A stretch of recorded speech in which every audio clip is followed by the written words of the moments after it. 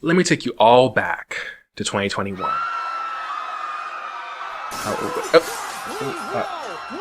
We won't stay long, I promise.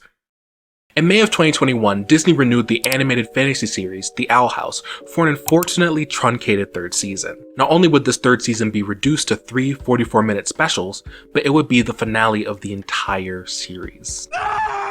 But one entire year before this effective cancellation of The Owl House, the conservative online project 1 Million Moms had already started a petition demanding its cancellation. Mind you, this petition started immediately following the series premiere, long before the audience knew of any bisexual or non-binary representation present within the show. So at the time, queerness was not the reason for this petition. No. 1 Million Moms wanted to cancel this TVY7 show because it was, quote, introducing kids to a world of demons, witches, and sorcery, and making light of hell. Now, I'm not sure if the Bible describes hell as an archipelago resting on the decaying remains of an ancient titan, or really at all if you really want to get into it, okay? But I've always been a bit perplexed by the fact that defeating witchcraft was and is an item on the Christian to-do list in the 21st century. Witchcraft today is practiced in one of 3 ways: dressing up on Halloween, world building for fantasy media, or lighting candles to attract a decent salary and good vibes. Yet, projects like 1 Million Moms equate children's fantasy media to sacrilegious propaganda that has the power to disrupt the entire American conservative project. Girl, I fucking wish. Unfortunately, 1 Million Moms is just one project of the American Family Association, and the AFA is just one of dozens of conservative Christian fundamentalist organizations in the right-wing ecosystem. That ecosystem has much larger goals than making sure the Disney Channel stays squeaky clean. When the right wing galvanizes conservatives into moral panics over gay weddings, and trans people, and Muslims, and immigrants, they're tapping into a human framework that has existed for millennia, targeting groups of people who are different or nonconformist in order to scapegoat them for society's problems. And the best way to galvanize people to literally bully, harass, and harm others is by telling them it's morally correct to do so. Even better, that it's the only way to act in order to stay on the cool side of the afterlife. This is the framework that 1 Million Moms used in a failed attempt to cancel The Owl House. And ironically, it's the framework that inspired the very plot of the show itself: witch hunting. When we refer to the early modern witch hunts of Europe and New England in the modern day, it's often to imply a sort of recession in culture. Witch hunt comes with the connotations of barbarism, paranoia, irrationality. And depending on how many cereal box tops you turn into your middle school history teacher, you might have varying ideas on what the witch hunts entailed. In an unofficial research survey titled Me Skimming Reddit Posts, people explained the witch hunts as a means to settle personal vendettas, attempts to grab at the victim's money and land, or as an unfortunate byproduct of the ignorance of the time. Though many people know witch hunting by and large targeted women, there are also people who believe that while a lot of victims were women, it happened to men too, so it's all good. Personally, I'd say, consciously or not, I imagine the witch hunts as akin to a horrible accident, a stampede of animals who just didn't know any better, who ended up taking innocent lives. Unfortunately, witch hunting is extremely human, and according to feminist scholarship, it was no fucking accident. While the witch hunts were certainly barbaric and stoked by ignorance, powerful people at the time did intentionally craft the image of the witch in order to punish women who did not fit societal standards. And to help justify the violence, torture, and mass murder of these women, European men turned to Christianity. This is that framework I was referring to earlier, using religion to marginalize others. And while that framework is not unique to the witch hunts, the Western world would continue to use it to justify atrocity after atrocity, after atrocity, after atrocity, after atrocity, because religion is an incredibly effective tool to control how people behave. How so? Well, to better understand how religion can be used in the process of marginalization, The Owl House is the perfect show to dissect. Spoiler warning for the entire plot of the show from here on out. Within the show, the witch-populated Boiling Isles is ruled by one Emperor Bellows, who is thought to know the best way for witches to practice magic. But over the course of the show, the audience learns that Bellows is actually a witch hunter from colonial America. He imposed restrictions on magic in order to carry out his true intent: to kill every witch on the Boiling Isles. Years later, Dana still ate with that one, I don't know. Because the witch hunts are so integral to the plot of the show, understanding the show can help us comprehend the horrors and harmful ideology of the witch hunts. And the witch hunts can help us better appreciate the queer, feminist, and religiously deconstructionist themes present within the Owl House. So what does the Owl House say about Christianity? How does the Owl House explore the harms of Protestantism through its story and characters? How are witches related to misogyny and queerness? And how can understanding that relationship help us better understand the process of marginalization in and of itself? You're about to find out.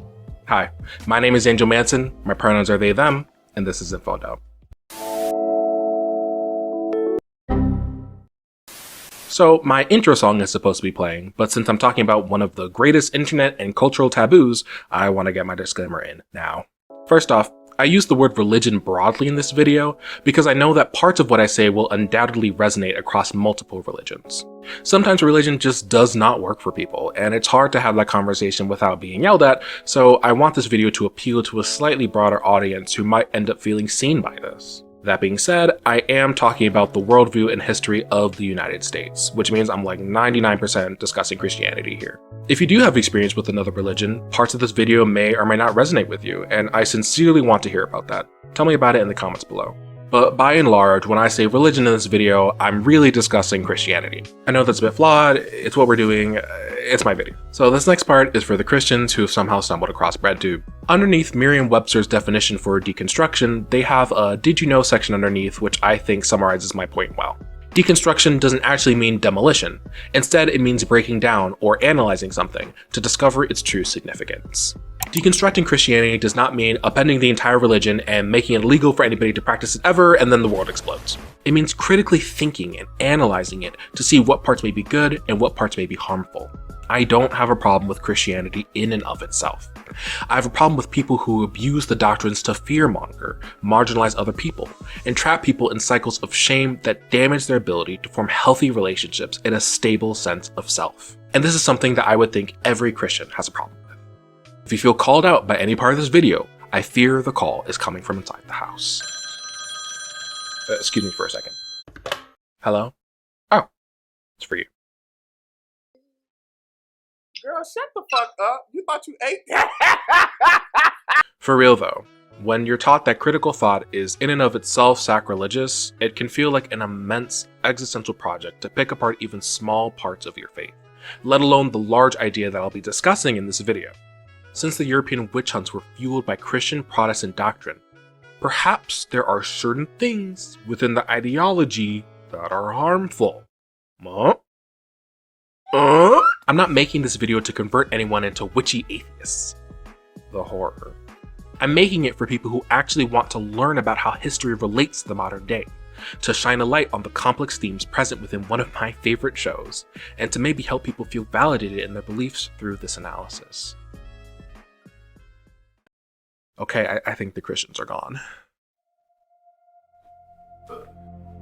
Y'all, there's free bottom surgery and abortions at my local high school at the next witching hour under the full moon. I'll hit you up with the star coordinates later. Bring your broom. So, let's just get on with the video. Please.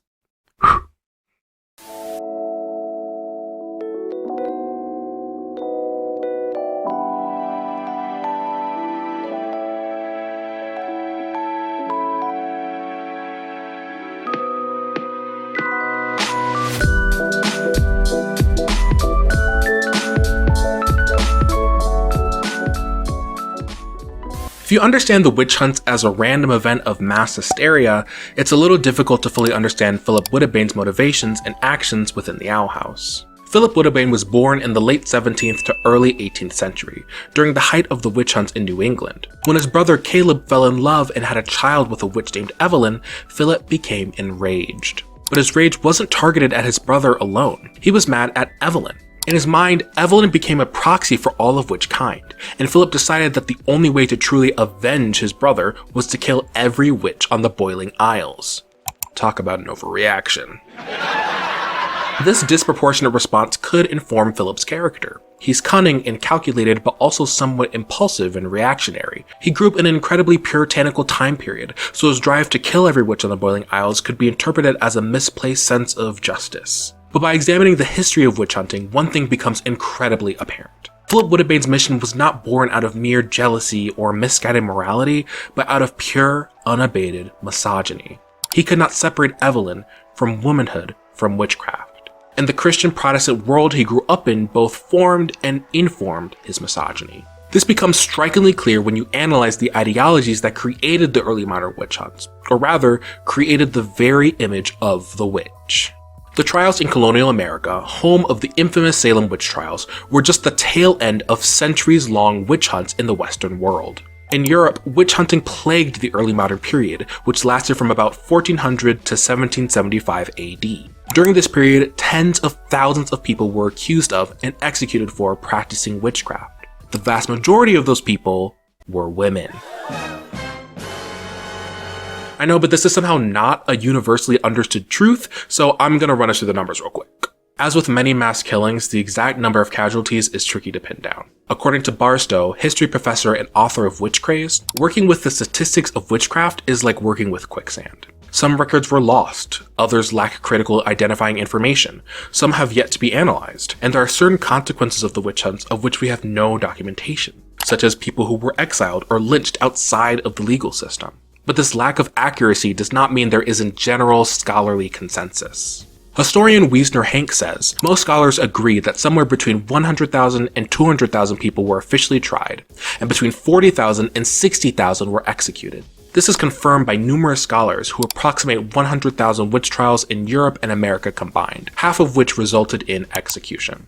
Out of that approximate 100,000, Barstow states that on average 80% of those accused and 85% of those killed were women.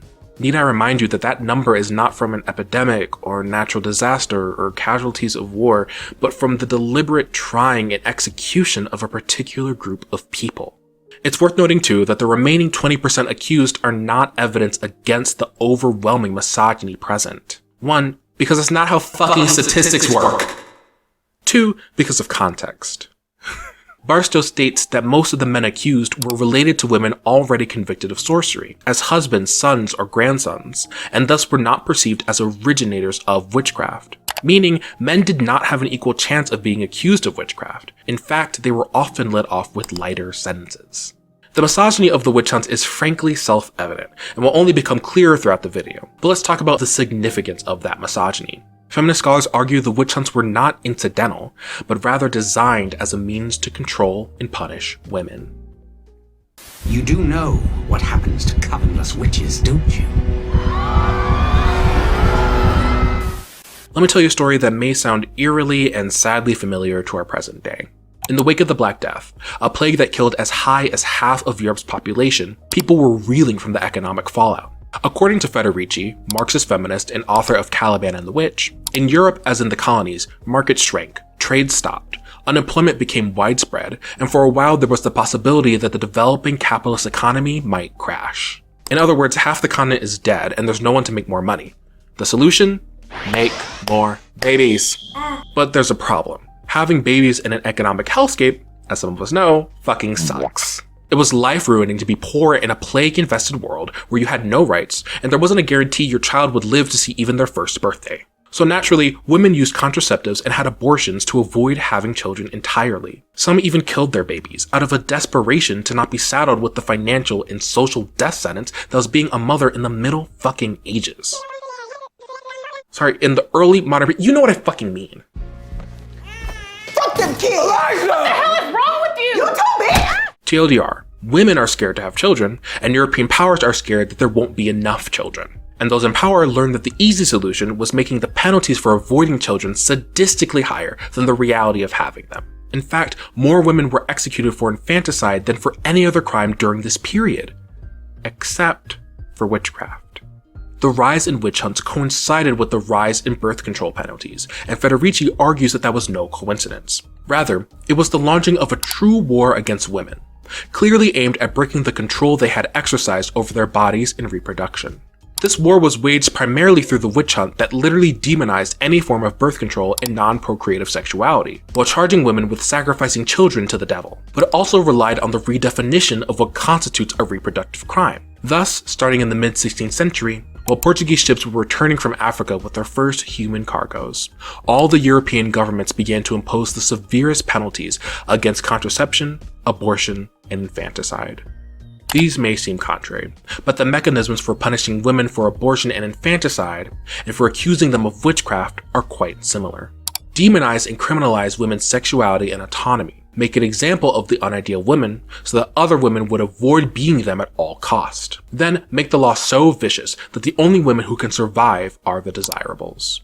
Women were accused of having affairs with the devil, having demonic babies, sabotaging other women's pregnancies. What was the evidence? Vibes, vague testimony, tortured accusations, or having the devil's teat, a third nipple that was considered one of the chief proofs of witchcraft. And that nipple could be anywhere on the body, be it a poorly placed skin tag, an injury, an actual third nipple that people do grow, or in some cases, even someone's clitoris. Yes, some men were mistaking clitori for a mark left by Satan himself, meaning men's understanding of female anatomy has remained functionally stagnant for over 600 years.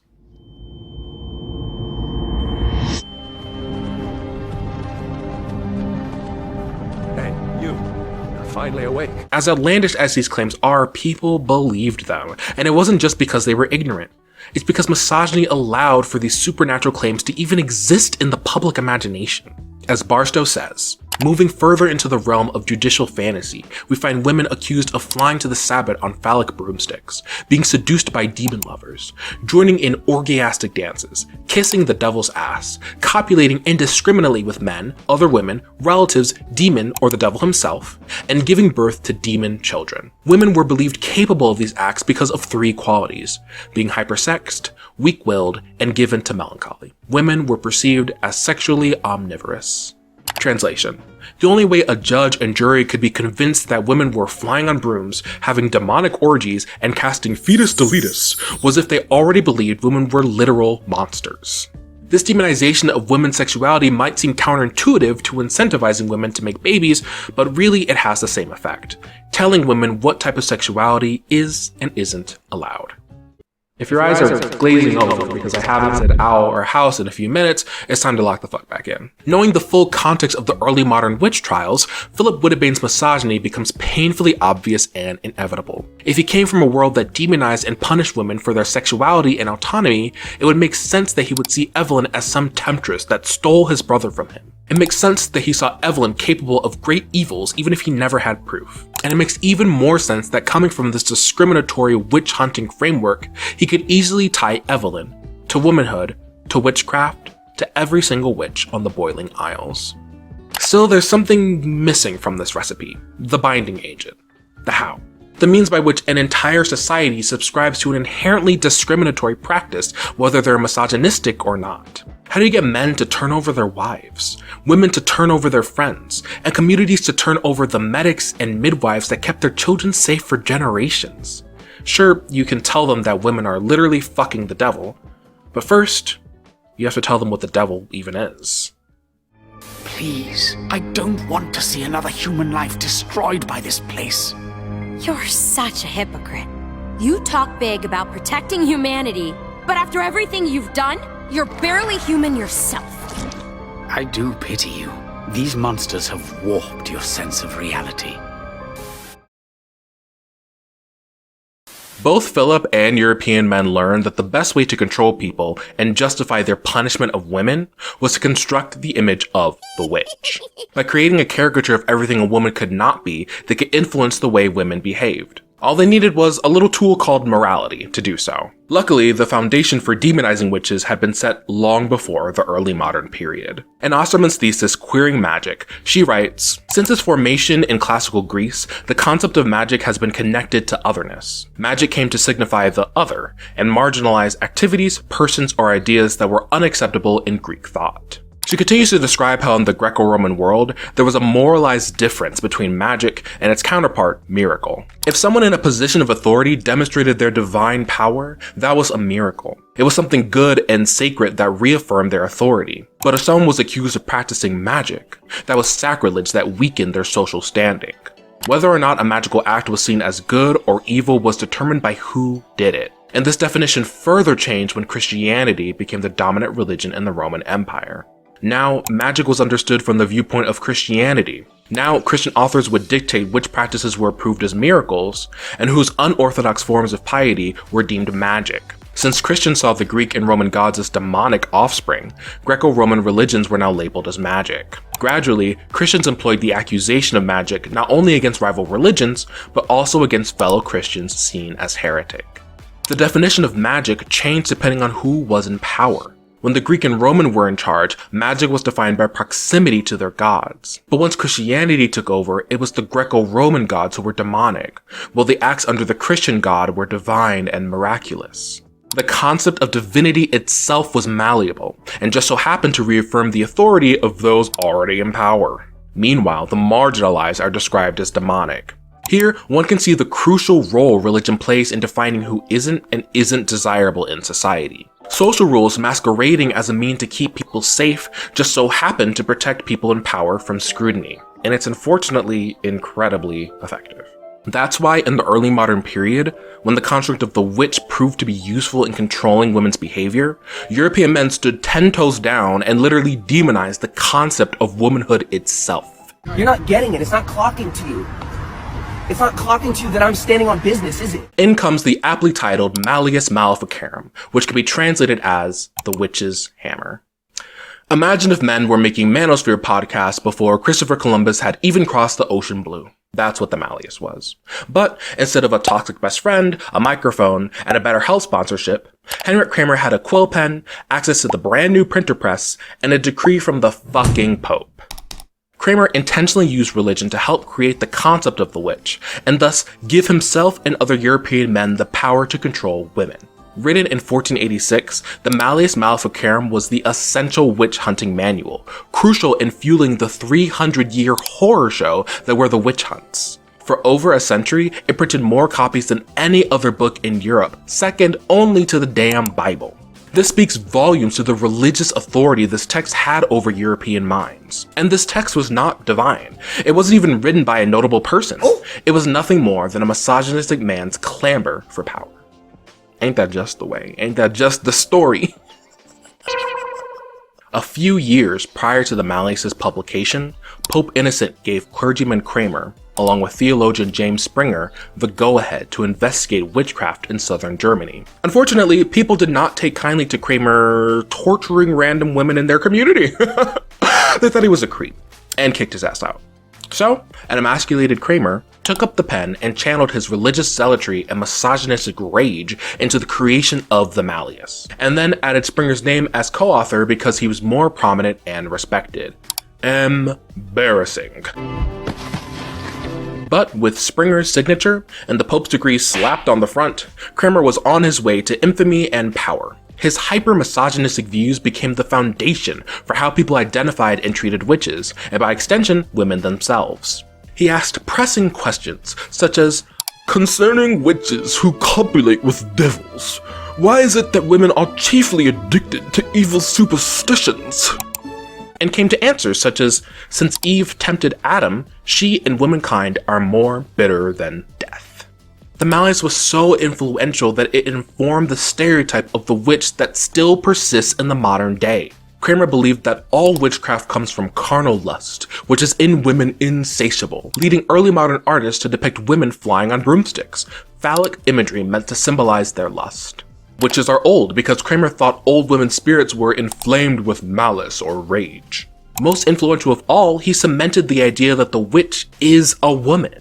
When I envision a wizard, for instance, I envision a man with power and prestige and strength. That connotation pales in comparison to the grotesque, cackling, maniacal, and demonic images that surface when someone says witch. If you had not already caught on, these mechanisms are the very same ones that Philip Wittebane used to exact his revenge scheme on all of witch kind. One day, Philip found the means to kill every witch on the Boiling Isles, the draining spell. That spell would allow him to drain the magic of every witch on the Boiling Isles, effectively killing them.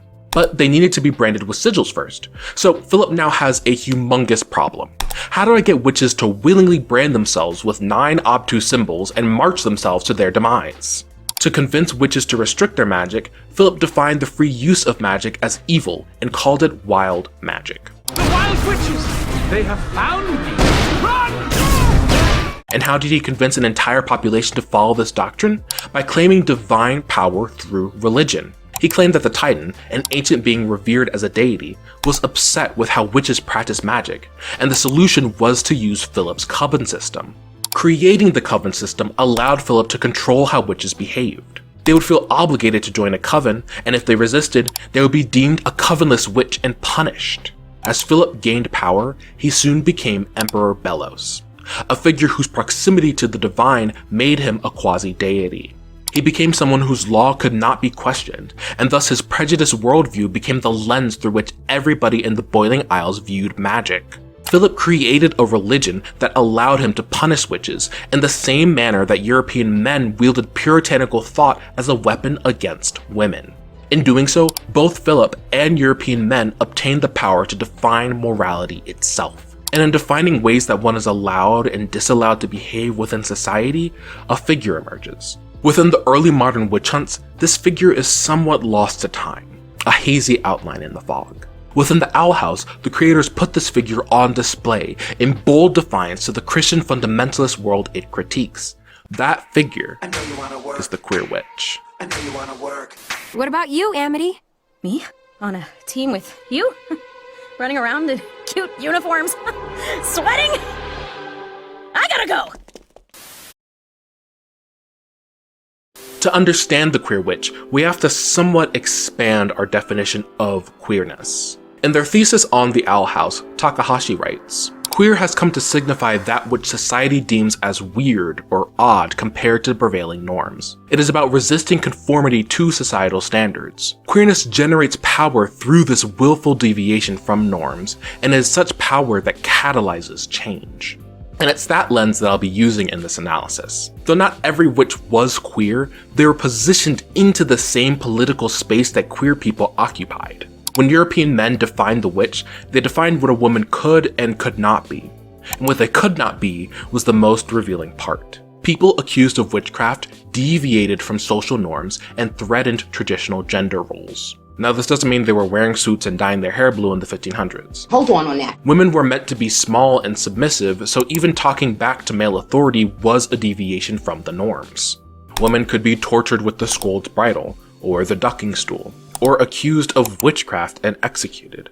They were tortured in sadistic and often sexual ways until they admitted to crimes such as fornication, sex with the devil, masturbation, or even lesbianism. While demonizing homosexuality itself was not necessarily the goal, the witch hunt still accomplished that by punishing non-traditional forms of sex, which often have queer connotations. Anti-witch art at the time often demonized sapphic sexuality, and Osterman writes about several of these pieces in her thesis. On Witches and Female Soothsayers depicts 3 witches who have shapeshifted into animals, which Osterman suggests could be a metaphor for queer identities, as queerness often refers to ambiguous, changing concepts that reject clear definitions.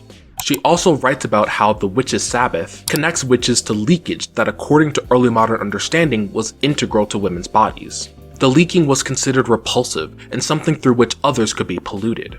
That idea of pollution is very visceral when read through a queer lens. The idea that non-normative sexuality has the power to corrupt and contaminate others. 3 Witches has the most obvious queer connotations to me. I can't show much of it on YouTube, so I'll describe it in detail. It depicts 3 women. The first is kneeling and contorted on the ground. The second is leaning on her, and the third stands triumphantly behind her and holds her own crotch. The piece is a mess of limbs and highlights 2 of the woman's breasts and unnaturally flowing hair. It's a somewhat sensual piece even by 2026 standards, so back in 1514, this was basically XXX pornography. Right in front of my salad? That's not You guys are fucking gross. These women look powerful, and more importantly, they're enjoying a form of sexuality without men. Through an early modern lens, this is scandalous, dark, and dangerous. As Osterman writes, this piece suggests that these sexual gatherings are powerful. Simply by coming together, the witches are threatening the world order. Now, these works are at best homoerotic, and don't necessarily fully depict the homophobia of the early modern period. However, I argue that the way sexuality is inherently tied to witchcraft makes the demonization of the witch inherently queer. This ironically makes the witch an incredibly powerful figure, especially within art and media.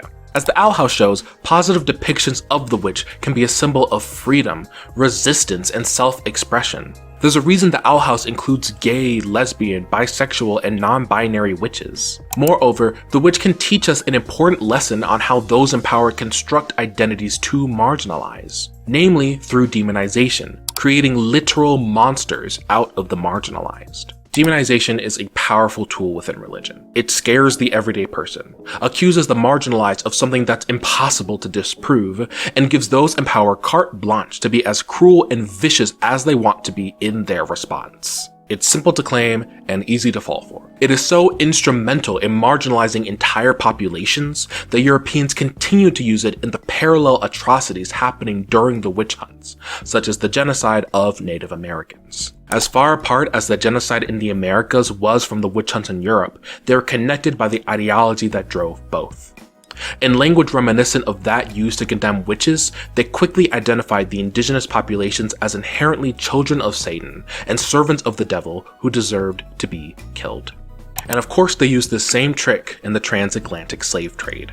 Because women were believed capable of serving the devil, they were humans who could be seen as totally demonic creatures, the evil other.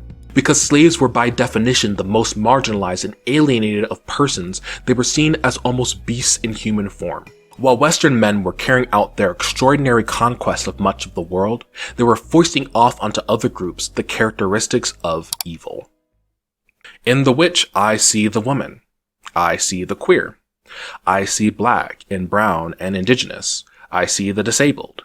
And while I kind of sound like I took the woke equivalent of the Red Pill and I'm having hallucinatory effects, I think this vision is likewise reflected in our culture and media. The marginalizing power of religion becomes as clear as a crystal ball when one looks at the witch. Christian fundamentalism has the tremendous power to excuse the vilest acts in all of Western history. And I argue that it has that power because it can construct the witch. Whereas logic and debate and propaganda and hatred can only gain you so much power, making literal monsters out of the marginalized allows for their complete control and annihilation. And European men understood this well when they created the identity of the witch. And then Dana Terrace and her fellow creators recognized that pattern and said, hold up, let's make a show about that. Enter Philip Woodbine, who created the idea of the covenantless witch so that he could exact punishment under the guise of justice, branding, imprisonment, militarized violence, and public executions, any means by which he can control how witches behave, and therefore walk them to their demise. The Owl House recognizes this toxic pattern of religious violence and offers us an incredibly compelling solution: deconstruction. Do you miss it? I miss knowing who I'm supposed to be.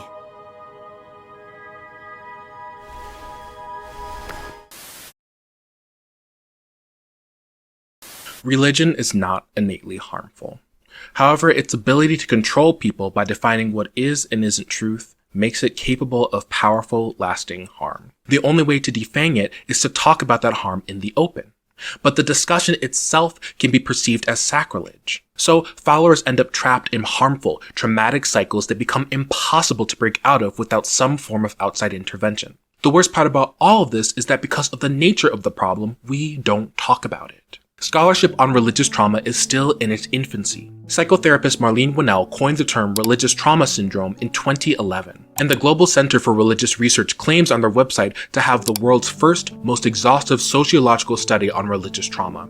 Said study is from 2023.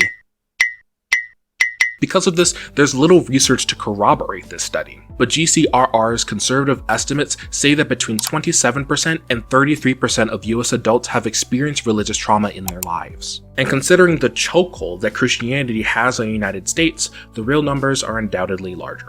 This is why shows like the Owl House are so impactful to me, because it means so many young people can have a reference for what an unhealthy relationship to religion looks like. The Owl House does two things to demonstrate the harms that religion can have on both society and individuals. First, it portrays the covenant system as fundamentally constructed to do harm. Second, it showcases the traumatic impacts that religion can have on a person. In fact, the show portrays deconstruction as necessary to unlearning these toxic patterns through its portrayal of Hunter.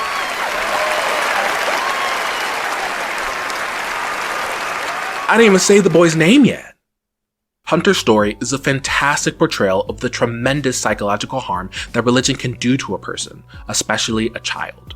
Hunter, believing that he is Emperor Bellows' nephew, is raised being told that wild magic killed his family. Thus, Hunter is raised into the Coven system, which can be understood as a religion wherein only Bellows knows the correct way to practice magic. Here, Bellows is both a parental and pastoral figure.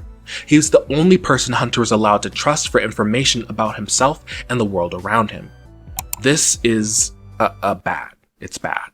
Or as Downey writes in her article, Christian Shame and Religious Trauma, in its most severe outcomes, the only knowledge of self permitted in chronic Christian shame is that which conforms to the religious authority which establishes truth.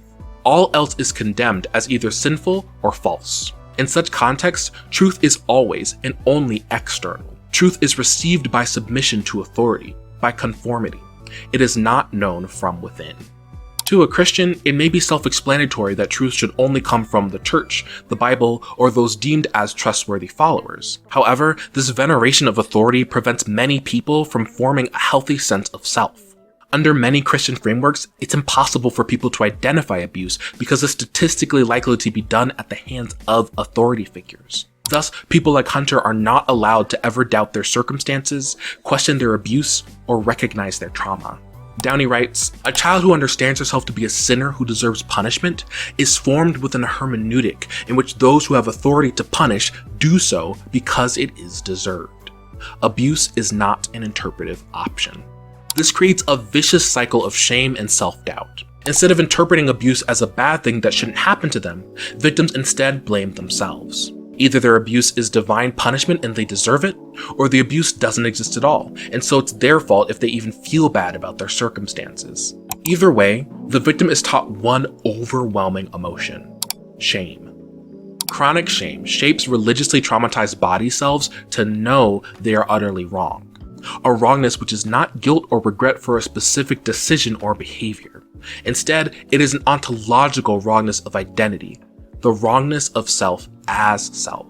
That ontological wrongness results in difficulty forming a healthy sense of self. In the show, Hunter consistently struggled with his identity. From birth, he was raised to be the Golden Guard, or Bellows' right-hand man. Hunter is unable to make decisions about who he is or what he believes in, and is jealous of people like Luz who get to decide their own future. When he fails his duties, those failures are personal failings of his character, and his punishments are seen as deserved. While he's trapped in Bellows' worldview, it's impossible for Hunter to identify Bellows as the source of his pain, since Bellows is his source of truth. Bellows is supposed to be the one person who's trying to protect him. Downey says, "The most insidious aspect of Christian shaming is that it is routinely and consistently presented and justified as love." Unfortunately, many people are trapped in that cycle of abuse and shame until drastic circumstances force them to interrogate their worldviews. For Hunter, healing doesn't begin until he's literally forced to see Bellows' true intentions for himself, and thus see Bellows as an untrustworthy, infallible person. Only afterward can Hunter start to figure out the type of person he wants to be and what he truly values. Unfortunately, the unusual part of Hunter's circumstance is not the part where he's indoctrinated into a death cult. It's the part where he recognizes his abuse and goes on to have a fulfilling life. Though Hunter is the most obvious example, I'd argue that many characters in the show are negatively affected by the rigidity of Bellows' coven system, especially within our main cast. Placed in the wrong coven track, Willow spends most of her life considering herself half a witch, and struggles to rebuild her self-esteem. Gus shows the opposite problem of being a gifted student who excelled in his track but developed imposter syndrome and still battles insecurities about his abilities.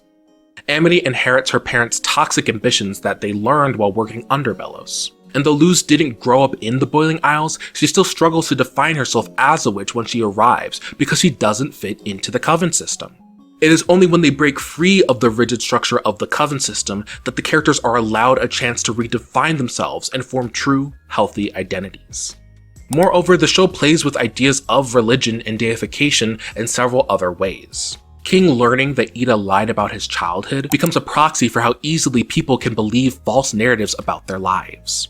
The Titan, a creature revered throughout the show as a deity, turns out to be a cool nerdy dad in pajamas who hangs out in limbo. He has no power, no authority, and no control. He is nothing more than a passive observer until Luz seeks his help. And one of the real deities of the Boiling Isles, the Collector, is portrayed as terrifyingly powerful. He's a literal child who doesn't understand how people work and ushers in a nightmare world where no one in the Boiling Isles has autonomy, a world that ironically mirrors the one Belos tried to create. Last but not least, Luz's final witch form looks demonic, as a way to question what a morally good figure ought to look like. The show deconstructs religion by showing how religion is constructed. In its universe, things are not complicated by the moral and philosophical quandaries of real life. There is little to no ambiguity. Emperor Belos is not a descendant carrying on the legacy of the Coven system, plagued with questions about whether or not his actions are justified. Belos made up the Coven system himself. Why? Because he was fraternally cucked. His lies and actions traumatize Hunter. His doctrine nearly led thousands of witches to their deaths. Belos does not hold divine power. The god the Boiling Isles worships is not the fearsome beast they imagined. And one of the gods who does have power over them is an impulsive third grader. The Owl House says, "Consider the awesome power this doctrine held over the people of the Boiling Isles." And isn't that terrifying? The claims the show makes are unfortunately not baseless. That awesome power known as religion created the archetype the entire show is built around, the witch. And the manner by which Belos creates his Coven system maps perfectly onto the construction of that archetype. Step 1. Identify a population that you need to control. Perhaps you want their land, their money, their bodies, or even their destruction. Step 2. Create a harmful archetype of an other that threatens the natural order. Step 3. Justify the existence of the archetype within the church and codify the stripping of their rights into law. Step 4. Punish those who break it. The Owl House beautifully engages in dialogue with the history of witchcraft by exposing this pattern. And then the show takes things a step further by humanizing the witch, celebrating the archetype that has been used to punish people for centuries. This celebration runs counter to how witches have historically been portrayed. There is no one way a witch looks or ought to identify. They're for all intents and purposes human beings. Furthermore, contrary to the historic witches who were punished for being abnormal, speaking out against authority, and engaging in queer acts, the witches of the Owl House are unapologetically weird, rebellious, and queer. Restraining their magic is a gross injustice, and the real beauty in their power is revealed when they're allowed to act freely. The Owl House understands that the space in which witches exist is similar to, if not the same as, the space that queer people occupy. In the show, this manifests literally. In real life, it's the political space in which people are rendered as monsters at odds with society. Through its antagonist, the Owl House says that this space is manufactured, harmful, and that we must interrogate it so that we can escape it. To do so might be terrifying, but if we're brave enough to do so, we might create something new. I spent my whole life believing I was doing something good for someone good. But it was a lie. And some part of me still wants to believe in that lie. Just like you want to believe you're dumb or whatever. But it's not true. I promise. At the beginning of this video, I questioned why 1 million moms would boycott the Owl House over witchcraft. But in unpacking everything the witch represents, I unfortunately understand. It's not necessarily about preserving the pragmatic, metaphysical laws of nature, but rather it's about what the witch represents. The witch represents womanhood, bodily autonomy, queerness, and the complete freedom to be whoever you want to be, all of which run counter to Christian fundamentalist ideas. I want to be clear that not unlike the archetype of the witch, the faux dichotomy between Christians and LGBT people is nothing more than a political construction. However, the reason that divide has been constructed is because the ideals of queerness undermine the authoritarianism required by religion.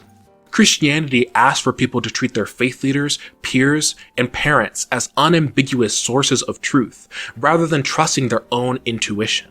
This can be extremely harmful to vulnerable people who are then taught to ignore their lived reality and instead internalize whatever their authority figures deem as truth.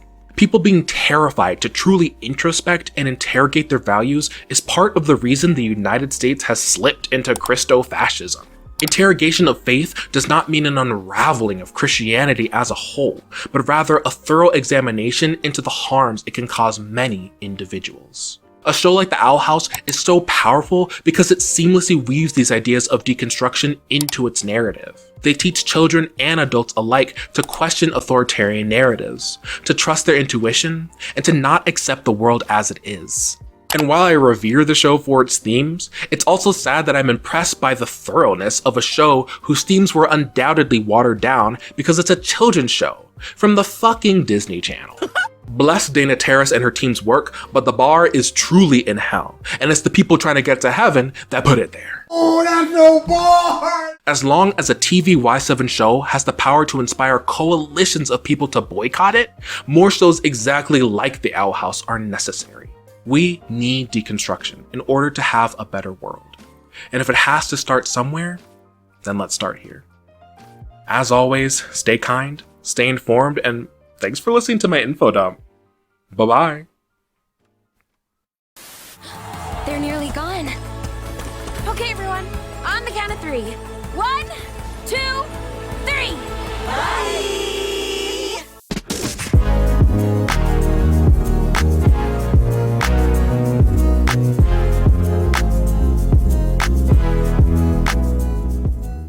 Elikanama up to Melikanamen, carrots, trans rights. Elikanama up to Melikanamen. I did so many goofy things because I'm just such a silly goofy person.